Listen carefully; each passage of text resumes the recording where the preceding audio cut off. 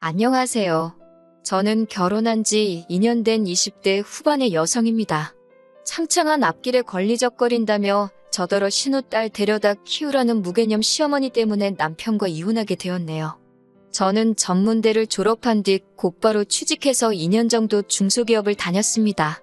그러다 혼자 시장에서 전집을 운영하시던 어머니가 손목을 다치시게 되면서 저에게 도와줄 수 있느냐 부탁하셨고, 그러다가 이참에 가게 일을 배워보면 어떻겠냐는 제안을 받게 되었습니다.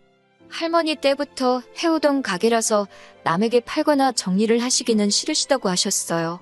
마침 제가 다니던 회사도 벌이가 특별히 좋다거나 비전이 썩 좋은 편이지 않았기에 저도 이참에 한번 해볼까 싶어서 전집 일에 뛰어들게 되었네요.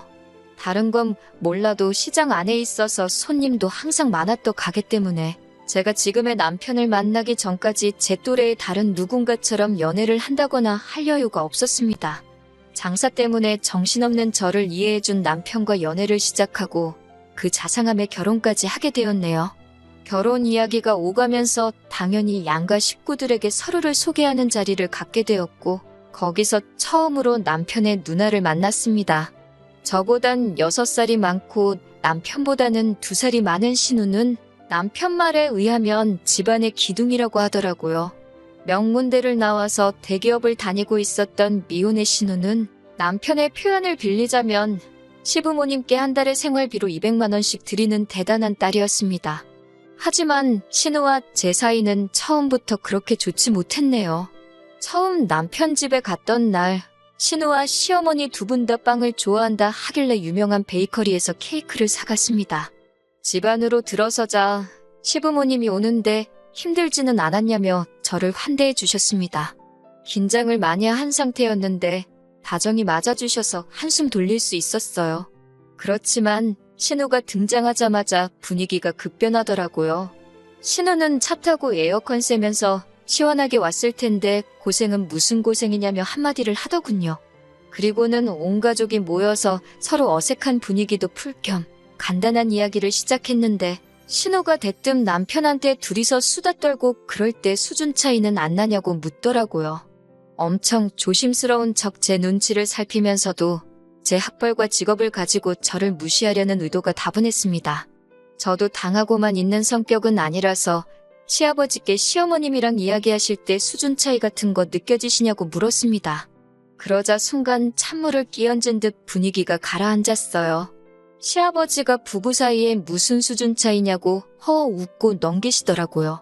제가 그러니까요라고 한마디 맞장구를 치니 신우가 얼굴이 벌개져선 자긴 밥 생각 없다고 방에 홀랑 들어가 버리더라고요. 결혼 후 얼마 지나지 않았을 때는 이런 일도 있었습니다. 원래 전집은 명절이 제일 바쁜데 일손을 구하기가 너무 어려워서 저뿐만 아니라 손목이 아프신 친정어머니와 이제 은퇴하신 친정아버지까지 모두 동원되어야 했어요. 게다가 저희 시댁은 차례를 지내지 않기 때문에 저는 남편에게 혹시 명절 당일날 점심 지나고 가면 안 되겠냐고 조심스레 물었어요. 다행히 남편도 장사 대목인데 그렇게 해야지라며 흔쾌히 그러자고 하더라고요. 저는 뒷말 나오지 않게 남편에게 시댁에 잘 이야기해달라고 신신당부를 했습니다. 하지만 명절 당일날이었어요. 열심히 장사를 하고 있는데 신우에게서 전화가 오더라고요. 바빠서 바로는 못 받고 1~2시간쯤 지나서 전화를 다시 걸었더니 대뜸 소리를 지르더라고요. 저더러 못 배운 티를 이렇게 낸다면서 시댁이 웃음냐고 고래고래 소리를 질러요. 황당해서 말도 안 나오는데 시어머니까지 전화를 받으시더니 저더러 천명절인데 장사가 뭐가 중요하냐고 저를 꾸중하셨습니다. 저로서는 너무 억울하고 화가 났지만 일단은 장사 마무리도 해야 했고 곧 시댁에 갈 거니까 가서 잘 설명드려야겠다는 생각으로 일단 몇 번이고 죄송하다고 말씀을 드리고 전화를 드렸습니다. 그리고 바로 남편에게 전화해 도대체 이게 무슨 상황이냐고 따졌더니 남편도 이해가 안 된다면서 분명히 시어머니가 괜찮다고 했다는 거예요. 거짓말 하는 거 아니냐고 하니까 자기가 무슨 덕을 본다고 거짓말을 하냐면서 아무래도 신우 때문인 것 같다고 그러더군요. 마치 어딘가 짚히는 게 있는 사람 같았습니다. 어쨌든 일단은 시댁에 가야 하니까 저는 전날 준비한 명절 음식과 전을 포장해서 시댁으로 향했습니다. 친정 부모님께는 다음날 오겠다고 했고 부모님도 걱정하지 말라며 다녀오라고 하셨어요. 시집간 후 첫 명절인데 친정부모님하고 오전 내에 장사만 하고 점심도 같이 못 먹고 가는 게 마음에 걸려서 시댁으로 가는 길에서 왠지 마음이 많이 상했습니다. 시댁에 도착하니 신우는 마치 저희를 뚫어버리겠다는 기세로 현관 입구를 노려보고 있었습니다. 시부모님도 시큰둥하게 이제 왔냐면서 본체만체 하시더라고요. 저는 속상한 마음을 감추고 준비해온 명절 음식을 하나 둘씩 상위에 올려놓기 시작했고요. 그러자 신우가 시장통에서 팔고 온 남은 거 싸온 거냐면서 무슨 구린내라도 난다는 듯 자기 손으로 코를 쥐어잡고 인상을 팍 쓰더라고요. 그 모습을 보는데 순간 진짜 딱 한 대 때려주고 싶었지만 차마 그럴 수는 없잖아요. 그래서 제가 그럼 드시지 마시라고 한마디 했습니다. 그리고는 시부모님께도 냄새나는 거 싫으시면 치우겠다고 하고 가지고 온 거 그대로 다시 뚜껑을 덮었습니다. 그러자 시어머니가 저를 잡아 끌고 잠깐 당신 좀 보자며 방으로 데리고 가셨어요. 저는 피곤하기도 했고 억울하기도 하고 아무런 말도 하기 싫었어요. 그런데 시어머니가 갑자기 방문을 닫으시더니 제 손을 꼭 잡고서는 속삭이는 듯한 작은 목소리로 저에게 우는 척이라도 하라면서 미안하다 하시는 거예요. 왜 이러시냐고 하니까 자기 딸이 워낙에 집 밖에 몰라서 그런다고 그냥 비위 좀 맞춰주라고 저에게 부탁을 하시더라고요. 신우 이상한 거 온 가족이 다 안다면서 속 시끄럽게 하지 말고 납작 엎드려서 지내라고 하셨습니다. 더 황당한 건 갑자기 신우 알기를 뭐로 아냐면서 네가 뭔데 늦게 오냐고 저에게 소리를 치시는 거예요. 이중인격도 아니고 한마디로 신우 눈치를 보시느라 아주 쇼를 하고 있더군요. 솔직히 말해서 시어머니가 불쌍하기도 했지만 집안이 정상이 아니다 싶었어요. 가족끼리 서로 기분 맞춰주고 배려해줄 수야 당연히 있다고 생각합니다. 하지만 시어머니의 이런 태도가 신우를 갈수록 오만방자하게 만든다는 확신이 들었습니다. 시어머니는 큰 소리를 내시면서도 동시에 저에게 그냥 분위기 좀 맞춰달라고 거의 사정을 하셨어요. 멍청한 생쇼를 한 10분 정도 하고 방문을 열고 나오니 신우가 제가 가져온 전을 뜯어먹으며 실실거리고 있더라고요. 황당하고 유치해서 어이가 없었어요. 아마 제 동생이나 친구였으면 미친모라고 욕이라도 해줬을 거예요. 남편도 미안한지 머쓱한 얼굴로 저를 쳐다보고 해서 제가 꾹 눌러 참았습니다. 말 그대로 똥이 무서워서 피하냐 더러워서 피하지 그 심정이었어요. 남편도 집에 오는 길에 미안하다면서 신우가 성격이 별난데 시부모님이 생활비를 받아 쓰시는 상황이다 보니 뭐라고 큰소리도 못 내신다고 저더러 조금만 이해해 달라고 하더라고요.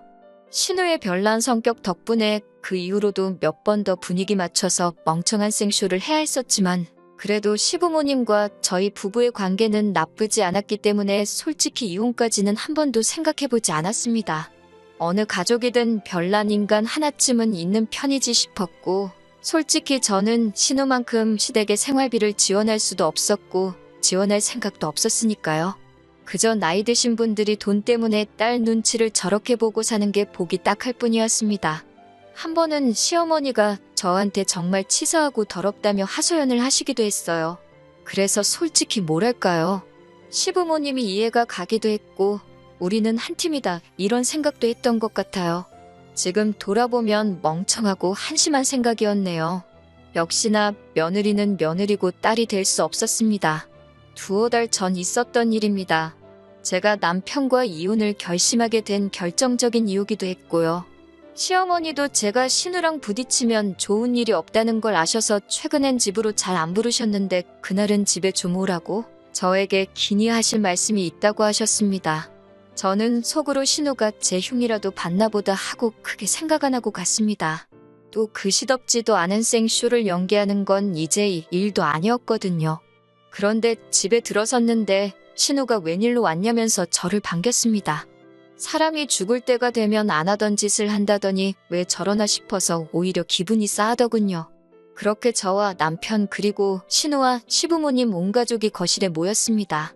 평소와는 다른 분위기가 숨이 막히더라고요. 결국 제가 무슨 일로 이렇게 다 모인 거냐고 묻자 남편이 쭈뼛거리면서 일단 그동안 다 미안했다면서 이번 한 번만 더 이해해달라고 하더군요. 짜증난 제가 뜸들이지 말고 이야기를 하라고 하니 시어머니가 방에서 아이를 한 명 데리고 나오셨습니다. 4살이라는데 신우랑 완전히 똑같이 생겼더라고요. 제가 누구냐고 물으니 남편이 신우 딸이라고 하더라고요. 황당하고 어이가 없었어요. 결혼도 안 한 신우가 어떻게 이렇게 큰 딸이 있냐고 하자 신우가 갑자기 펑펑 울어버리는 거예요. 자기 이제 어떡하냐면서요. 그런 신우를 시아버지가 달랜답시고 방으로 데리고 들어갔고 저는 자세한 상황을 듣게 되었습니다. 시부모도 몰래 낳았던 딸이 있었는데 그 아빠가 사고로 세상을 떠나면서 그 가족이 애를 데리고 신우를 찾아왔답니다. 자기들은 이제 능력이 안 돼서 못 키우니까 엄마인 신우더러 알아서 하라고요. 그러면서 시부모님은 결혼도 안 한 신우가 애가 있으면 앞으로 시집도 못 가고 어쩌냐고 그러시는 거예요. 그렇다고 우리 핏줄을 어디 남한테 보낼 수도 없지 않냐면서 제 눈치를 살피시더군요. 설마 막장 드라마에서나 보던 이야기를 하시려는 건 아니겠지라는 생각이 머리에 스치는 순간 시어머니가 저를 보며 그래서 말인데 저더러 키우면 안 되겠냐 하셨습니다. 호적에 올려야 학교도 가고 한다면서 미혼인 신우 호적에 올릴 수는 없지 않냐고요. 더 화가 났던 건 남편은 이 모든 상황을 이미 알고 있었더라고요. 남편은 정말 미안하다면서 자기도 신우가 너무너무 믿고 싫지만 한가족인데 어떡하냐고 받아줘야 하지 않겠냐고 그러더군요. 제가 잃은 신우가 쳤는데 왜 제가 뒷수습을 해야 하냐고 그러자 시어머니가 저더러 너는 잃을 게 없지 않냐고 하셨습니다. 신우는 학벌부터 직업까지 소위 엘리트 코스만 살아왔는데 그런 인생의 오점을 남겨서야 되겠냐면서요. 그 말을 듣는데 얼마나 어이가 없던지요. 남편도 시어머니 거든다고 한다는 소리가 자기는 저를 볼 때 학벌이나 직업 같은 건 하나도 신경 안 썼대요.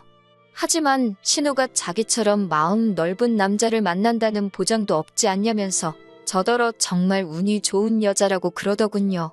도대체 무슨 개소리를 하는 거냐고 결국 제가 소리를 확 질렀습니다. 그제서야 시어머니도 본색을 드러내듯이 아니 한가족끼리 허물이 있으면 덮어주고 그럴 수도 있는 거 아니냐면서 그럼 다 늙은 우리가 애를 키우라는 거냐고 너무한다고 그러셨습니다. 저도 이때부터는 이 집구석하고는 끝이다라는 생각이 들어서 하고 싶은 말은 닥치는 대로 퍼부었습니다. 시어머니가 키우시던 신우가 키우던 제 남편이 키우던 어차피 다 자기 핏줄인데 그게 대체 무슨 상관이냐고 했습니다.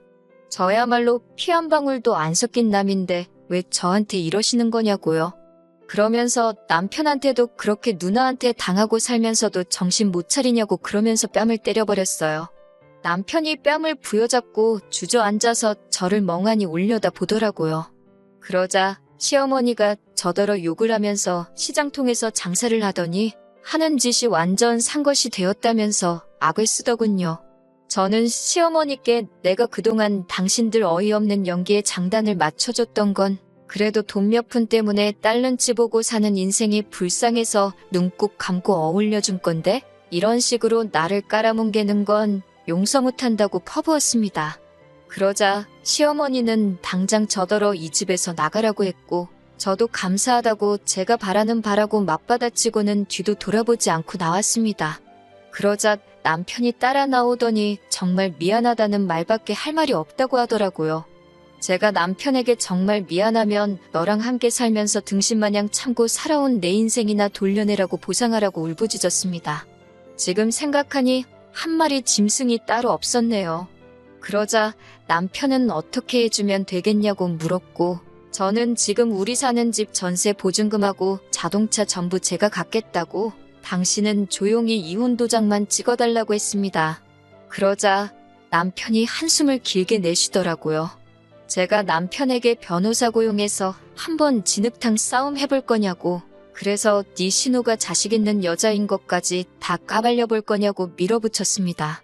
저도 그땐 눈에 뵈는 게 없어서 앞뒤 생각 안 하고 다 말했거든요. 그러자 남편은 며칠 고민해보겠다고 했습니다.